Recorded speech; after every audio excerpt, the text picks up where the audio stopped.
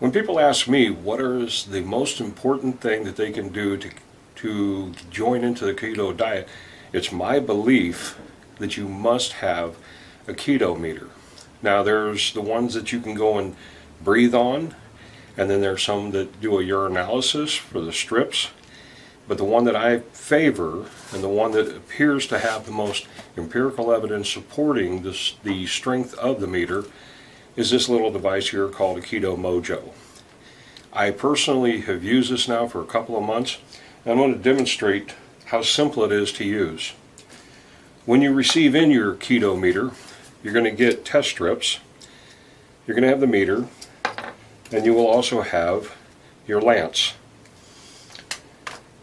First thing you have to do is you have to calibrate the meter just one time. It's just the one time you get when you get an order of 50 of these things.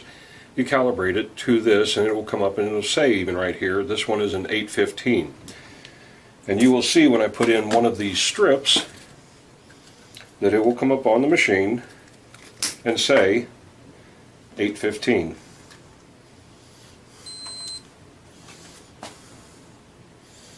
Okay, it's calibrating, checking, and there you go, 815. All right, that's all there is to it. Now, simply charge it and squeeze.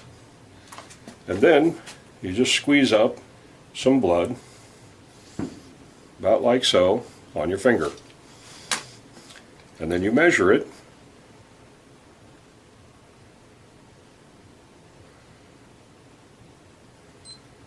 And your machine will start a countdown. Now, I don't know if this is going to be able to be seen because of the intensity of the light, the backlit display, but we'll see what it gives us here. I am measuring right now a 1.1. When you first start keto, I will tell you this, getting into ketosis, for me at least, and for many other people, is very, very hard to do. Incredibly hard. I'm telling you, the first day, the second day, the third day, my meter just kept coming up saying LO, LO, LO. And I actually thought that I had a defective meter, or I had defective strips, or I didn't calibrate it properly, but everything was LO, LO, LO. And I continued on with that for probably about a week before it finally came up and said 0.1.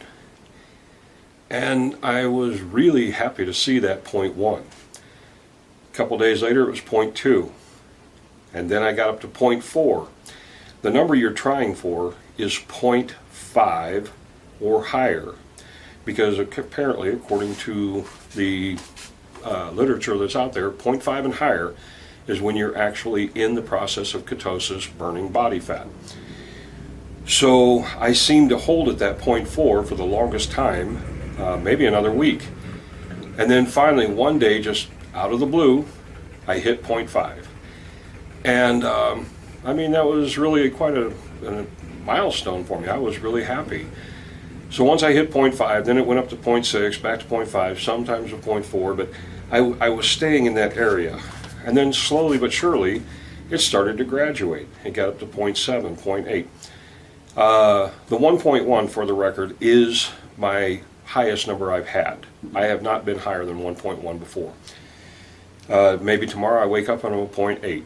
But the point being, when you're at 0.5 and higher, you are in ketosis.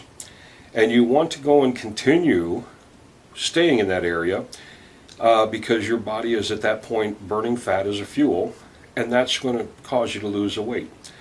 So before you run out and you buy broccoli, and before you run out and you buy ketogenesis shake mix, and before you buy chia seeds and all this other stuff, you really can't just sit there and just say, well, I feel like I'm in ketosis, because you may not be. And the only way to positively identify is to have the proper tools. It's only about $100. It's not a bad price. The replacement strips are about $25, roughly. They come out to about 50 cents a strip. Not a bad deal.